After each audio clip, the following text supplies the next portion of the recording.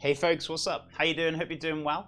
Hope everyone's having a great and wonderful Thursday today. So today we're actually going to be doing a low-carb shakshuka today. A meat shakshuka as well, so we're going to have beef in there. Also we're going to have the tomatoes, the peppers, the spices. In addition, we're also going to finish it off with some feta and a little bit of parsley, or you can go for cilantro or coriander if you want to. Entirely up to you. And then obviously, not forgetting those eggs. Finished on top with the lid on, or if you're doing it in the cast iron pan, just very gently in the oven, just until they just glaze over, unless you like them hard. Right, we need to start on the base, so we need to get the onions, garlic, and a little bit of thyme. So I got really small onions, so I'm going to go for 2. I would say 1 large onion will be fine. So we're going to get that out now, dice that up, grate down the garlic through a microplane, obviously peel it. And then pick the thyme leaves as well, or if you want to use dry thyme or herbs, that's absolutely fine. So let's make a start on that base now. Right, so we're going to dice down our onions. So we're just basically going to keep the root intact, just cutting down as many layers as possible. The more layers you get out of this, the more finer dice you're going to get. So, and you do kind of want to fine dice for this because we're not blending it down. So nice little fine dice. Also, I could do with a little flick of my knife. We'll sort that out in a second. So I'm just dicing down the end pieces as well. I'm taking the skins off. Now you could be saying, like, why don't you just crush these down? Because I'm going to put them through my microplane. So if I crush them, they're going to be a bit more awkward to grate down. So, right. So we're going to go for about a teaspoon of thyme leaves here. I've just about got enough here. That's fine. I think I will use the cast iron pan.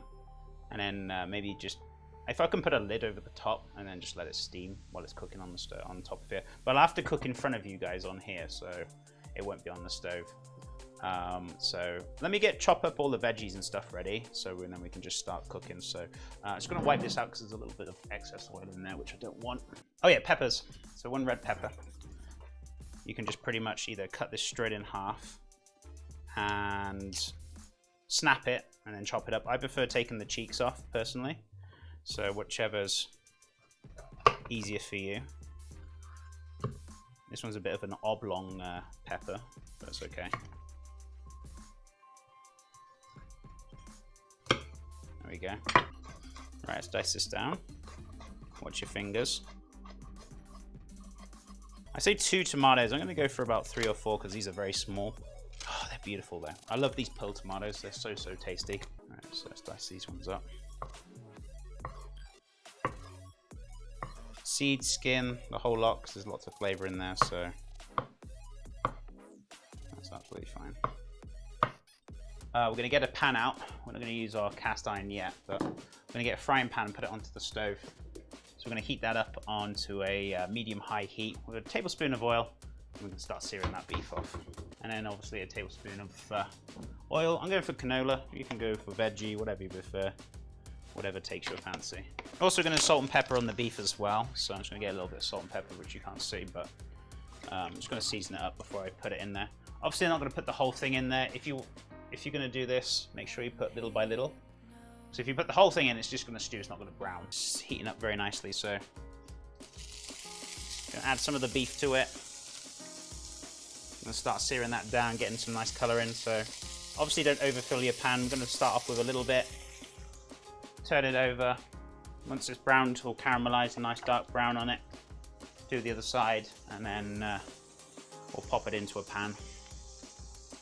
Then obviously we're going to deglaze the pan afterwards, and then add that to the beef, and then we're going to start cooking down the beef shakshuka then. Right, so that's browning off quite nicely now. Right, let's give this a wash. Now we're just going to dice this up. Oof. Alrighty, let's get this nice and hot first. Onions are going in.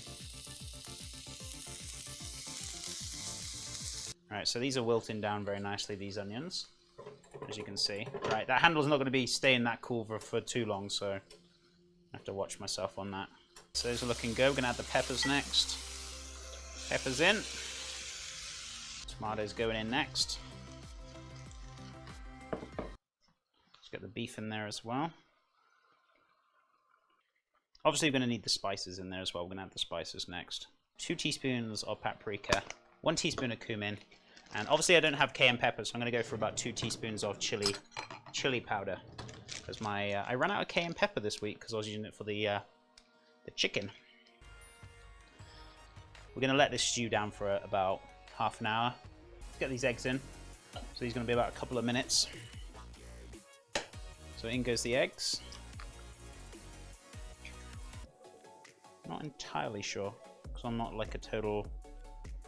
I don't want that touching the egg. Perfect. Need to get the parsley and the feta. I've got some feta in the fridge, which I'm just going to pull out now.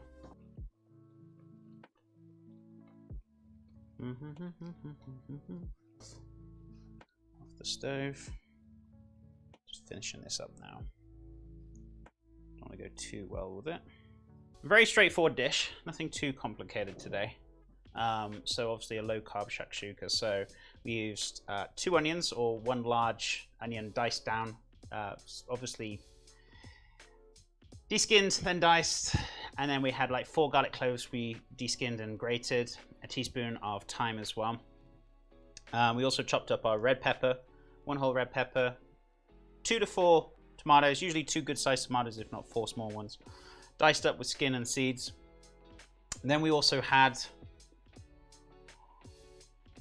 come on, think. Oh yeah, sorry. And then we seared off our beef in a pan, in a separate pan. So a pound of beef, or 450 grams, seared off with a bit of oil until nice and golden, or pretty much nice and caramelized is more of the word. And then we pretty much added that to a separate bowl, chopped up our parsley, got our feta ready, got everything pretty much prepped up. And we started cooking down in the cast iron pan the onions, the garlic, the thyme, and then obviously we added the diced peppers next, then the tomatoes, then we added the beef, then we added the can of tomatoes, and then we let that cook out for a bit. Added the spices as well. We had about 4 teaspoons of paprika, about 2 teaspoons, sorry, of cumin, and obviously I would say 2 teaspoons of cayenne pepper, but we put 2 teaspoons of chili powder in there instead. In addition, we added a little pinch of salt and just let that cook down for about 30 minutes or so. I'd preferably want to season it afterwards, but it shouldn't take too long. Then we cracked the eggs over the top, lid over the top, or you can put it in the oven for about 5 to 10 minutes until glazed. And then finished off with feta and chopped parsley. Straightforward, nothing too complicated. Little goosey ganders now, shall we? God, look at that egg. Just falls apart. Goodness me. Delicious.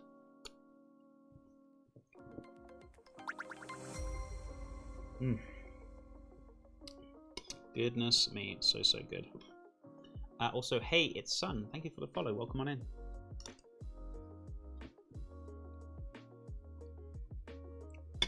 Wow, it's so delicious. What nice little richness of the yolk, the spices, the meat, the tomatoes, the peppers in there. Oh my goodness me. Have a great rest of your day. Thank you for the support. Thank you for the subs, the bits, the tips. Always appreciated. I'll be back next week on Monday for a short stream, and then obviously Tuesday we're going to be back on the swing of things. So, but anyway, chat, stay safe, awesome and amazing, and I'll see you Monday for some breakfast noms. Anyway, chat. Bye for now, my friends.